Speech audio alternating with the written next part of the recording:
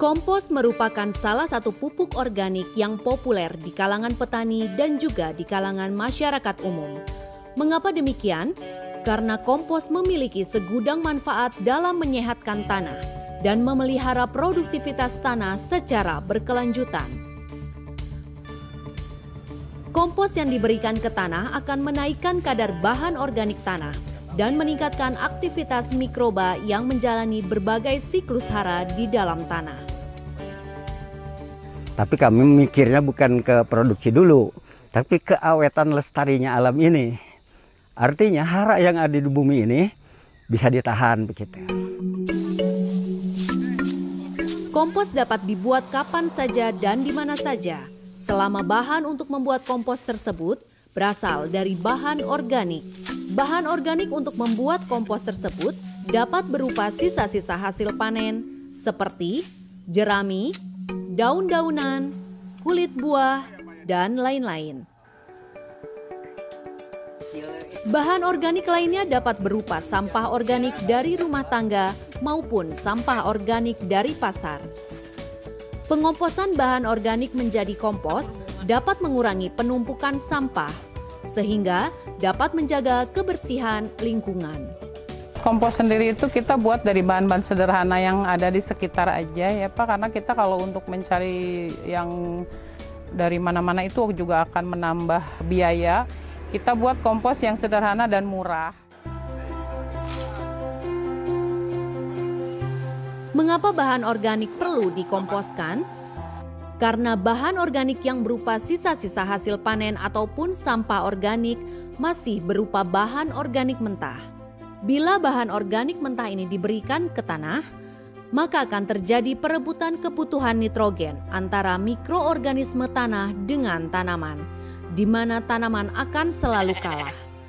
Oleh karena itu, pengomposan bahan organik mentah perlu dilakukan sebelum diberikan ke dalam tanah, agar perbandingan kandungan karbon dan nitrogen bahan organik kurang dari rasio 25. Berikut ini adalah peragaan prosedur pengomposan yang dilakukan di sekitar lahan pertanian. Bapak dan Ibu sekalian, pada kesempatan ini saya akan mendemonstrasikan teknik atau prosedur pembuatan kompos yang bisa dilakukan di mana saja, kapan saja, selama bahan organiknya tersedia. Nah, pembuatan kompos ini sangat berguna untuk menghindari jangan ada sampai penumpukan sampah-sampah organik, khususnya sampah organik yang bernilai tinggi seperti jerami yang banyak kita jumpai dari hasil-hasil panen.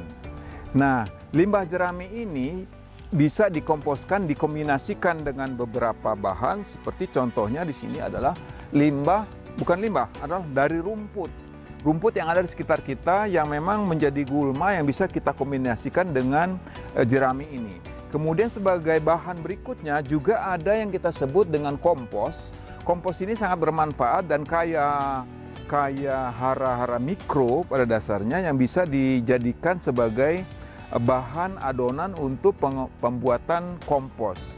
Nah, semakin banyak variasi bahan, semakin bagus, semakin bermutu kompos yang dihasilkan. Bahan-bahan yang mau dikomposkan ini sebelum kita komposkan, pertama kali memang harus kita cacah. Gunanya pencacah itu adalah untuk mempercepat proses pengkomposan. Yang tadinya dia bahan-bahan itu besar-besar, kemudian kalau kita cacah, kita potong-potong, dia akan menjadi kecil-kecil seperti ini, sehingga dia bisa mikroba yang agen pengompos itu bisa masuk ke sela-sela dari bahan itu sendiri sehingga memproses proses pengomposan. Nah, kemudian bahan ini sendiri sebelum diatur untuk pengomposan perlu kita lembabkan supaya tidak kering. Karena ada beberapa bahan yang kalau pengompakan mikroba akan susah untuk merombak bahan tersebut. Kemudian apa mikroba pengomposnya? Mikroba pengompos sebetulnya ada di mana-mana. Namun ada beberapa yang sudah menjual di pasaran yang kita sebut sebagai dekomposer atau agen perombak bahan organik komersial. Contohnya seperti ini dijual di pasaran. Silakan menggunakan ini juga boleh. tidak menggunakan ini juga boleh, misalnya membuat sendiri. Petani bisa membuat sendiri yang kita sebut sebagai MOL atau mikroba perombak bahan organik. Yang disebut MOL itu adalah mikroorganisme lokal, artinya dibuat oleh petani sendiri bisa. Nah, sebetulnya beragam daerah mempunyai cara-cara sendiri membuat MOL. Oleh karena MOL ini bisa dibuat oleh petani sendiri dan teknik pembuatannya sangat sederhana. Yang akan kita sajikan nanti akan kita demokan juga cara pembuatan pada bagian lain.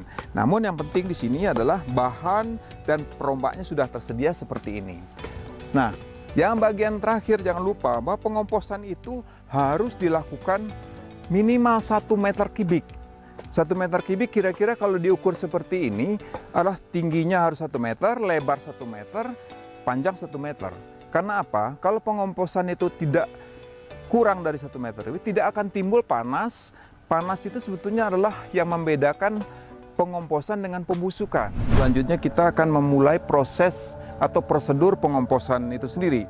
Pertama, kita buat semacam mal atau ukuran kira-kira 1 meter persegi di atas permukaan tanah sebagai rambu-rambu saja ukuran yang akan kita buat untuk pengomposan. Nah, yang pertama kita lakukan adalah kita menumpuk bahan organik yaitu jerami. Silakan, jeraminya kita tumpuk setinggi 20 cm untuk lapisan pertama. Nah, penumpukan ini bisa digabung dengan rumput atau bahan organik lain yang ada di sekitar kita. Contohnya itu bahan rumput itu juga bisa digabung di sini untuk sebagai bahan lain untuk pengomposan. Jadi ini tidak usah terlalu banyak, sebagian saja. Sebagian saja nanti digabung lagi untuk lapisan berikut. Jadi ini kira-kira 20 cm, sudah kita dapatkan 20 cm seperti ini. Kemudian kita basahi jerami ini agar tidak kering, karena mikroba biasanya bekerja untuk pengomposan itu kisaran kalau kelembapannya sekitar 40-60% air harus ada. Nah, selanjutnya itu dikombinasikan dengan kompos pupuk kandang yang sudah kita miliki disebarkan di sekitar pengomposan. Sebetulnya di dalam pupuk kandang ini juga ada mikroba yang memang akan ikut merombak bahan organik yang kita susun seperti ini. Selanjutnya sudah dibasahi tadi, kemudian kita berikan mikroba. Ini mikrobanya mikrobanya disebarkan di sekitar bahan itu sendiri. Kemudian setelah mikrobanya ini rata disebarkan,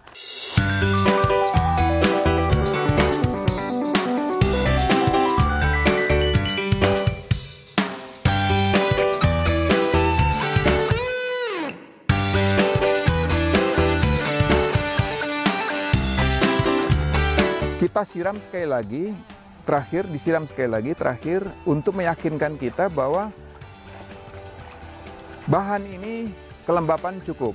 Sekarang ditutup dengan terpal. Fungsi dari terpal ini, kegunaan dari terpal ini adalah pertama, agar bahan yang sudah kita komposkan itu tidak diguyur hujan.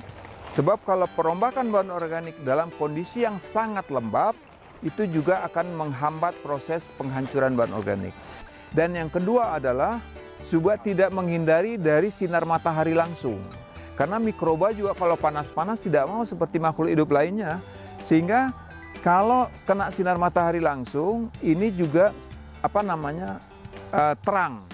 Makanya kita menggunakan plastik, bukan plastik transparan, pada prinsipnya adalah plastik yang tidak tembus cahaya. Ini. Jadi ditutup seperti ini, kita biarkan selama lebih kurang 1 minggu. Nanti setelah 1 minggu, yang 1 meter kubik ini akan turun volumenya yang dari 1 meter kubik menjadi 0,5 meter kubik. Demikian kira-kira proses sampai kepada prosedur pengomposan tadi. Minggu lalu kita sudah mempraktekkan prosedur pengomposan bahan organik yaitu jerami yang dikombinasikan dengan rumput dan juga kotoran sapi. Nah, setelah kita 1 minggu yang tadinya volume ataupun banyaknya jerami yang dikompos setinggi ini, lebih kurang 1 meter kubik. Kemudian setelah 1 minggu terjadi pengomposan, dia akan susut menjadi 1/2 kubik. Artinya apa? Terjadi pengurangan volume. Nah, ciri dari pengomposan sempurna itu yang pertama adalah adanya penurunan dari permukaan, artinya pengomposan itu menjadi setengah. Yang kedua, adanya panas yang muncul karena kita membungkus bahan yang dikomposkan itu sehingga tidak ada panas yang keluar, yang terperangkap, yang justru panas itu sendiri ada mikroba yang disebut dengan termofilik yang bekerja untuk merombak bahan organik. Nah, dengan panas yang dihasilkan itu, pertama bahan-bahan gulma, bibit-bibit gulma juga mati, dan yang kedua patogen atau mikroba-mikroba yang jahat juga bisa mati. Nah, ini setelah 1 minggu kita akan melihat seperti apa kompos yang dihasilkan atau bahan organik yang setelah dikomposkan selama 1 minggu. Jadi kalau kita lihat seperti ini, jadi sudah berwarna hitam seperti ini, walaupun secara fisik masih kelihatan daun ataupun serat-serat jeraminya, tapi kalau kita pegang ini panas dan artinya sudah susut dari volume ini, dan ini mencirikan pertama warnanya yang gelap. Itu yang pertama. Setelah 1 minggu seperti ini.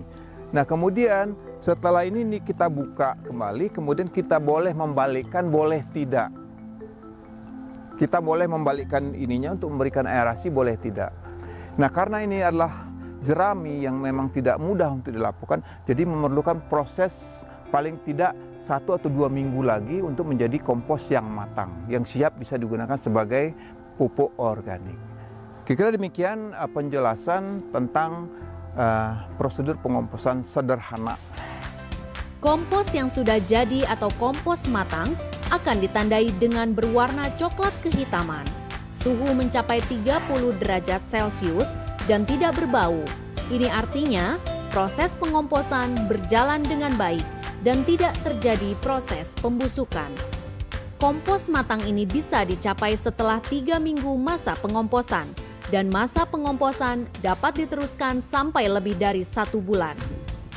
Kompos yang sudah matang dapat langsung digunakan untuk memupuk lahan pertanian agar kesehatan tanah terus terjaga.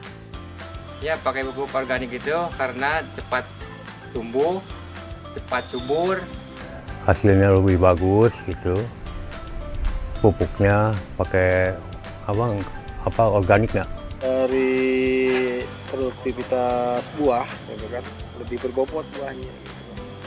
Begitu luar biasanya manfaat kompos dan cukup mudah ternyata untuk membuat kompos. Mulai sekarang, stop bakar jerami atau bahan organik lainnya. Buat dan gunakan kompos untuk meningkatkan produktivitas pertanian Indonesia.